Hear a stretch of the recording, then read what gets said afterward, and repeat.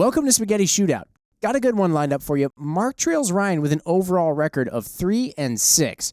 Remember, he did beat Jimmy once in Season 1. Could today be the end of his losing streak? Will he be able to overcome his anxiety, off-topic rambling, and arm flailing to topple the Muckinator? You know the drill. Our contestants debate their opinions and are awarded points solely at my discretion. The real highlight, of course, is sure to be the meatball of the month. You've submitted topic ideas in the comments via email, phone, even carrier pigeon, and much more, and we've selected our favorites to add to the mix. Our Meatball of the Month winners get a prize in addition to the fame. This month's package includes a Crossfire HD 1400 rangefinder, a $100 apparel shopping spree, and, of course, a cameo from the one and only Mark Boardman.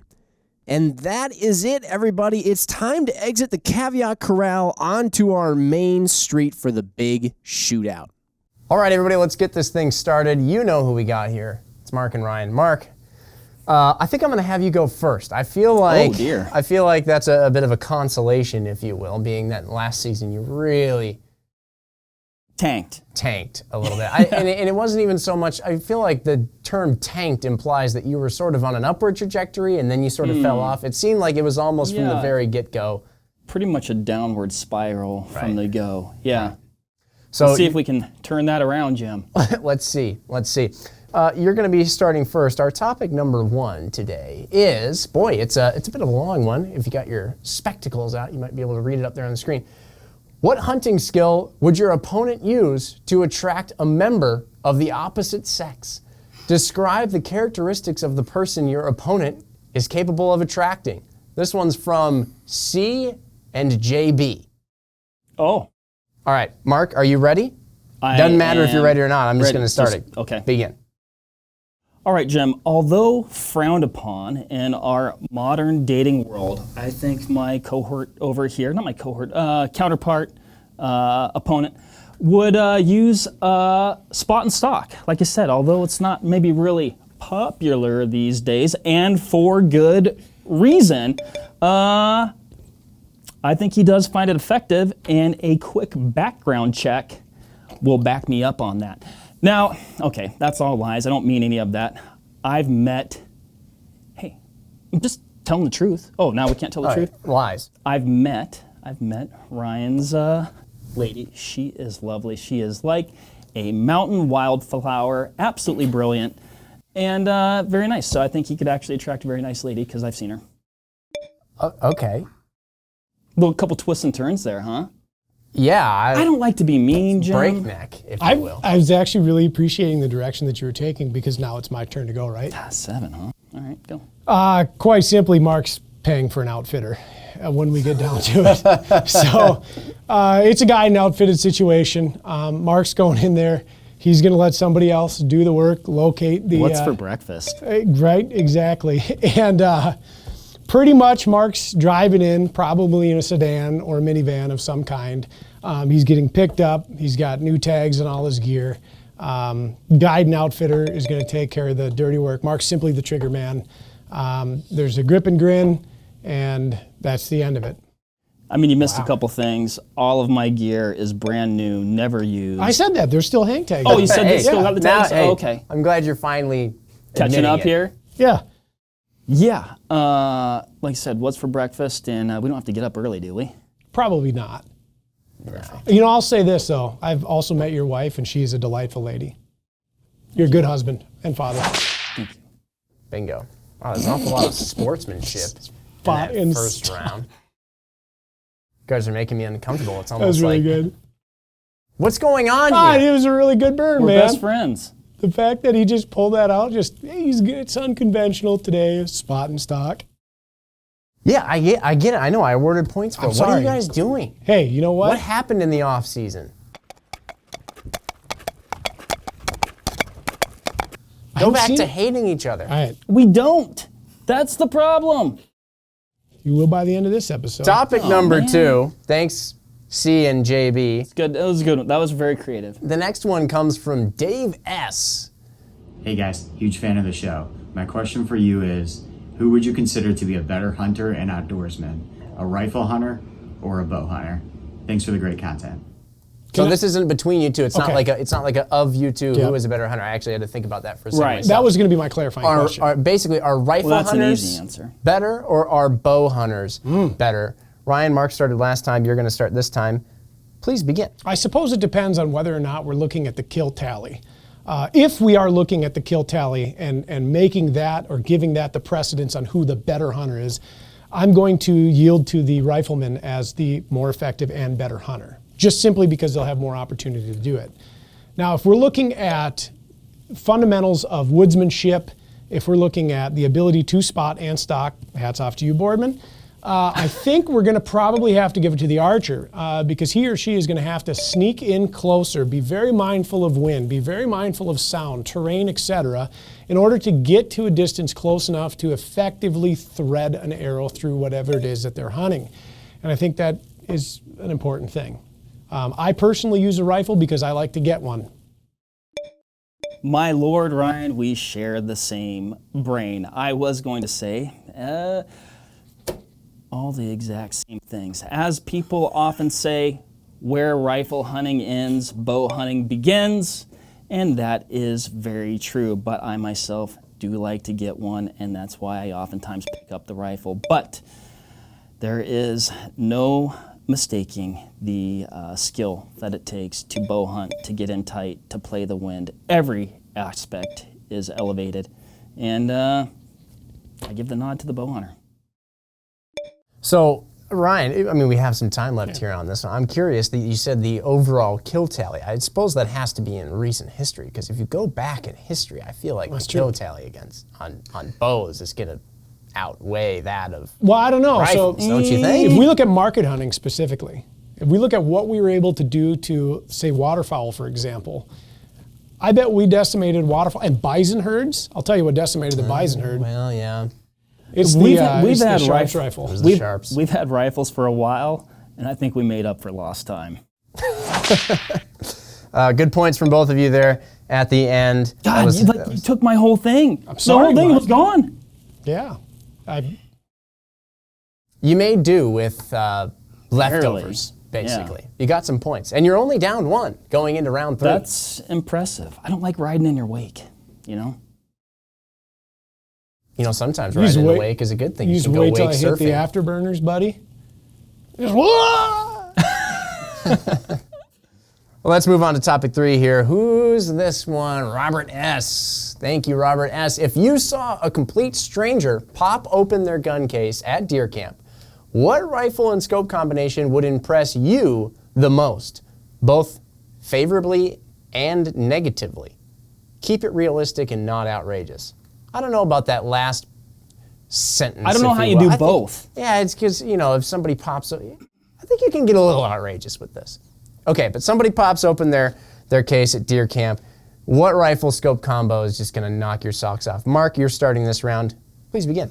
All right, Jim, this rifle scope combo is going to look like this. It's actually going to have a Tikka action. So it's going to be based off a Tikka. It's going to have a 22-inch Proof Research pre-fit carbon barrel. It's going to have a Hawkins brake on it, and likely an AG Composite Privateer stock. Now, why am I going to be impressed with this rifle? Well, number one, it's also going to be chambered in 300 short mag. I don't know if I brought that up, Jim. Why am I impressed with this rifle? Because this is the exact rifle that I intend to build. And that would lead me to believe that this person who has this exact rifle is extremely smart. Okay. It's also like a copy of what Ryan has. Okay. And he's pretty smart. I guess there's that. Anything outrageous you want to talk about? Anything interesting that you'd like to actually say? Yeah. Outrageous practicality. Okay. I'll take it from here. Okay, favorable. If I was to arrive at a deer camp, I'm going to just say northern Wisconsin, northern Minnesota, or northern Michigan. Gentleman opens up that case. You know it's going to be a 1903 Mannlicher Schoenauer with a period correct scope. That the mount was hand fit by the folks at Griffin and Howe sometime in the 19-teens, 1920s. Of course, it's chambered in 6.5 by 54 Mannlicher Schoenauer. It has a beautiful, like a number 4 post reticle in it. It is a quintessential big game rifle from the turn of that century. It's a Optic we beautiful don't gun. have. Excuse me? We don't have that reticle. well, check out the G4i BDC. It's in the It's a name, variant. G4. Variant. An outrageous thing, I open up that case, or rather that gentleman or lady opens up that case, and there resides a 50 BMG with a 10 power fixed mil-dot scope that has a milliradian base reticle and an MOA base turret. I've seen it before. I'll see it again. It's outrageous. That's the setup I tried to erase from my memory, and now it all came It's back. flooding back. All right, well, Mark, Ryan did pull ahead a little bit further. You were only down 1 going to this round, and now you're down 5. 27-22. We can make that up, right? Nobody goes for practice. Nobody's impressed by practicality at deer camp. Nobody sees somebody That is open up their a gun that would do it all. Well, yeah, we all know that. But we're not, like, nobody's getting their socks knocked off by that when it gets opened up. The guy that has Ryan's, he's not even gonna go hunting. The man licking shoe shiner, that gets people's socks knocked Exactly. off, okay? And you gave Ryan points. You didn't even know what it was. You're like, that sounds fancy. Boom, boom, boom. Yeah, exactly. That's just it. If somebody's Big opened word. up, yeah. Big word. Big word. Maybe next time I'll just bring a thesaurus. Impress you the most, both favorably and negatively. See, and the thing is that we all realize, once again, that you are in my domain here. So by impress you the most, really it has to impress me that it impresses you. Know your audience. Okay. Yeah, they say that. Read the room, pal. No, you're dictator. Okay, well, I didn't understand I didn't know how the thing could do, I didn't know how one thing would do those two things. That's where, a little disconnect. I didn't know we could pick two things. You, of all people, who never picks just one thing. Anyway. Because I always get in trouble for it. Robert S., thank you for that one. We're going to move on to topic number 4, brought to you by, this is a screen name, a pseudonym of sorts, Zachary Mikos 5040. Hey guys, what's the one piece of gear that you don't want your friends to catch you with? I'm guessing that could be shooting or hunting related. Mark started the last round. Ryan, you're going to start this round. Please begin.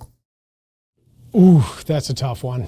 It is a tough one. I'm racking my brain on this stuff and things that because I don't want to throw shade at a brand. And is it something that they won't catch you with? Or something that you I'll carry tell that what you it are is. embarrassed I'll about? tell That's you how what I it is. took Oh, it. you're not. Stalling. He's filling my airspace with words. Things I don't want my friends to catch me with. It's going to be a digital bow sight on my bow. One, we all know I'm not a great archer in the first place. So yes, I need all the help I can get, but that kind of equipment on there, I just don't get it. That's just me personally. I'm not a bow guy, you know that. A digital bow sight would be a big one that I'd be afraid to be seen in camp with. That's just too techy for me. The second kind of thing is a scent and pheromone and electricity mitigating suit. You know what I'm talking about? yeah. Oh yeah, one of those things. Okay, Mark. All right, Ryan, first off, I apologize for invading your safe space earlier. That was a dig at him, by the way. That's a dig. Oh, That okay. he would even have a safe space. My Lord. Jim, so I took this as something that I actually do carry with me in the field that I was embarrassed about, not because I agree. I'm not doing scent elimination. I'm not trying to eliminate my my electric field, Yeah. perhaps. I just got an ad about that. What? Never mind. Anyway, you know what? Sometimes I actually think there might. Anyway, Jim, what I don't believes want it. people to catch me with or know about is the one pair of underpants that I'm going to pack with me on a backcountry hunt, and it's going to be the pair that's on me. A lot of people find that disgusting. Maybe it is a little bit disgusting, but hey, it's how I roll. I'm a pansy. I don't want to carry a lot of weight, and that's a spot where I can eliminate weight. Also, when you get in the tent with somebody else, oftentimes you're sharing a tent. There's never a good time to change your underwear anyway, so you just leave it on the whole time. You carry the other pair around for no good reason at all. And then also, if your underpants get wet, either via sweat or because you got rained on, then if you take them off, which is always weird anyway, like I said, then you got to take them off and you're sitting on your sleeping bag or your sleeping pad, Wet. yuck, with no bottoms on, at least for a minute. And then what do you do with the old ones? I have a good reason, but a lot of people think that's gross. And a butt out tool. I'm not going to carry that. I never have, never will. That's gross too. I'm going to stop you there. Because I was having a bit of a complex trying to figure out if I should keep giving you points. I did. Some of your time was taken up initially, but then you went over, I felt, in terms of like what you should have been given left over from what got taken away from your time at the beginning. But some of your points were very good. So anyway, I'm just going to stop you there. And you know what? It's actually all tied up right now at 29. I'll take it. That was my football number, made Jim. some good points. Mark, I pretty much, as long as it fits in with the sentence you're saying, you're going to get a point every time you say the word underpants. I don't know. It's just, when a grown man says underpants, I think it's hilarious. Should I say what kind of, like a good merino, that's like essential too. There you have it. So less gross. Mark's recommended underpants. The store shelves are just going to be emptying now with those. Topic number 5. This is from Robert H. This is a good one. I like Robert H's question. What's up, Vortex Nation? This is Robert. I'm from Nebraska, and I have a question. Is a hot dog a sandwich, a taco, or something else? Mark, you'll start this one off. I'm going first on this one? Yep. No. And I think that's pretty much all that needs to be said. Look at you, But decisive. I'm going to elaborate. No, it's not a sandwich. If it was a sandwich, it would be called a sandwich. It'd be on the menu as a sandwich. It doesn't have sandwich bread. It has one continuous cradle of bread, not 2 pieces of bread.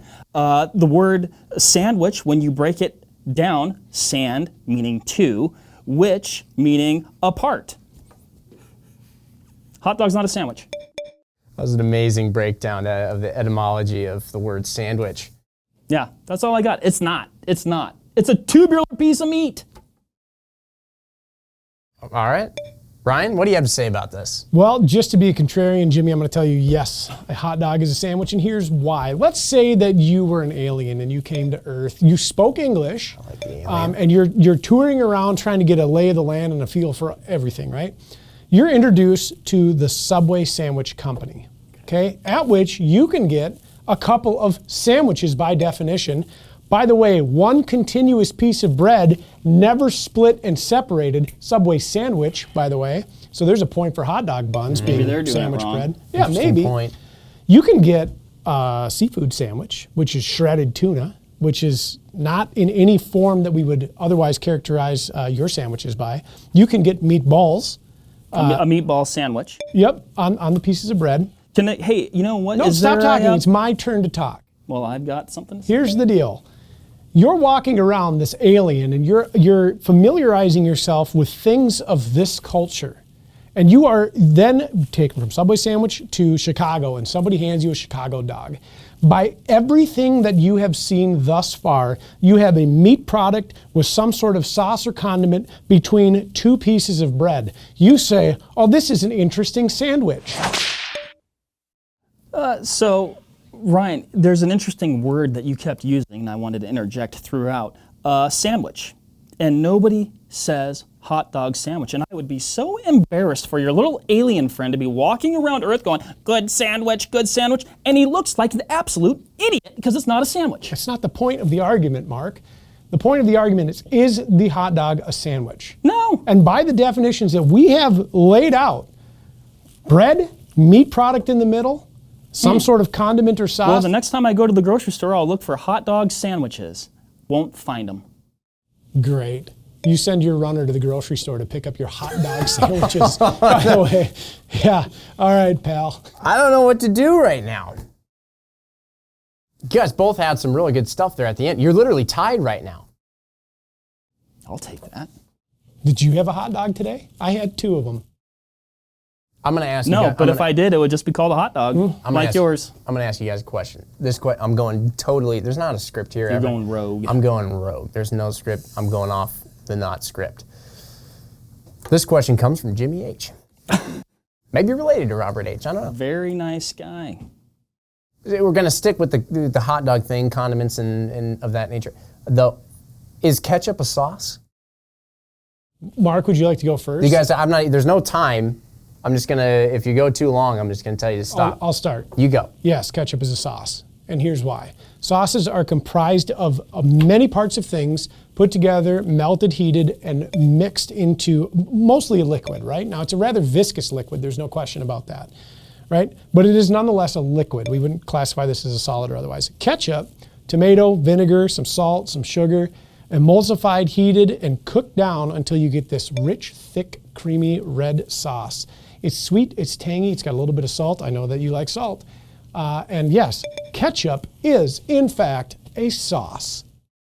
Can't disagree. Yes, ketchup is a sauce. You go to Culver's, one of my favorite places for myself and my family, and you order a burger or you order fries or you order this, and they include ketchup, barbecue, ranch, all those things. Do they include it? And they say they don't include it, but they ask you the question, any sauces?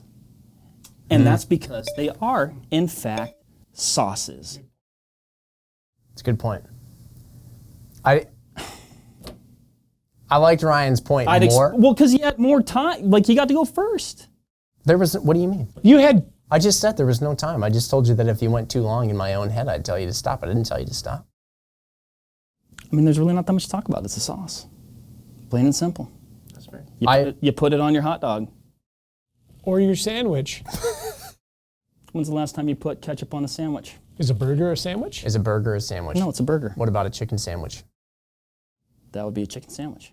What about grilled ketchup on a cheese sandwiches? chicken sandwich? What? Would you put ketchup on a chicken sandwich or a grilled cheese sandwich? Yeah, I probably would. So you put ketchup on a sandwich? Don't put words in my mouth. And also ask so many questions to make me contradict myself. I gotta say, I think Ryan wins. And going back to the hot dog argument, I like the fact that he brought in the alien. It just seemed fitting, to really put yourself into the mind of sort of somebody who's never been on this earth before. That's how we should base most of our decisions around here, on fictitious things that don't live here. About 2 points for that. I'm done giving points, Mark.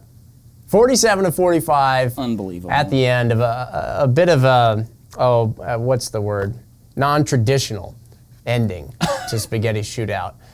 Ryan did take the W today. It's not that I have something against Mark. I don't know. Hey, whether it was timing or whether it was who got to go first that wasn't on your side today, Mark, or a general dislike. It's not a general dislike. I can assure you of that. Okay, you get a last crack, Ryan. Should I just start? Yeah, you should just start. Yeah. Okay. Which camera do I look at? We're going to pretend. I don't know anymore. You look at this one. But that one. No, that one. That one. All right, here's my last crack. It's almost archery season. I knew it. Just last week, I took my bow out for the first time in like 14 months to remember how to shoot it at an archery competition, and I lost because I'm a slob and because I don't put time and effort into these things. We're getting near archery season. Pronghorn seasons, elk seasons open up in like 4 to 8 weeks in some states. Be prepared. Get to the bow shop, get restrung, get recabled, get your arrows cut and balanced and weighted and all those things. Get your paper tuning done. And by golly, if you're sitting there and you've got an optic that you've got some questions about before you go on to your next Western excursion or Midwestern, wherever you may be hunting, please give us a holler. We're happy to help. We want to make sure that you're up and running and ready to go before crunch time. Very nice. That is all. Very nice. Very responsible. Very nice. Last crack. Well, anyway, if all of you take nothing else away from this Spaghetti Shootout, other than the fact that you can be a part of this, if you notice, all the questions and prompts that I gave our friends Mark and Ryan here came from listeners, came from people who commented below, either on the YouTube video, hit us up on Instagram, shot us an email, all that stuff. We've got all the information on how you do that probably on the screen somewhere. I don't know if I'm pointing at it right now or not. But anyway, you can be part of this. You can be a meatball of the month, win some cool stuff, and hear your name and your question mentioned here and watch these two guys argue over it. Yeah, you too could be a part of the predetermined outcome. I'm glad that the hatred is finally coming back. I can feel it boiling up. So, with that being said, thanks for watching, everybody. We'll see you on the next one. Bye, everybody. So where the fireworks are launched, specifically over public bodies of water, the next day you're going to go out there and you're going to find a ton of refuse just floating in the lake. And I just absolutely hate it. Second part about this, there are small birds that are working on being fledged at this point in time. There's a community of geese that lives near my home. And these geese have to put up with that sound. It's very detrimental. I have to imagine that there are loon nests and loon nesting sites that are disrupted because of the use of fireworks.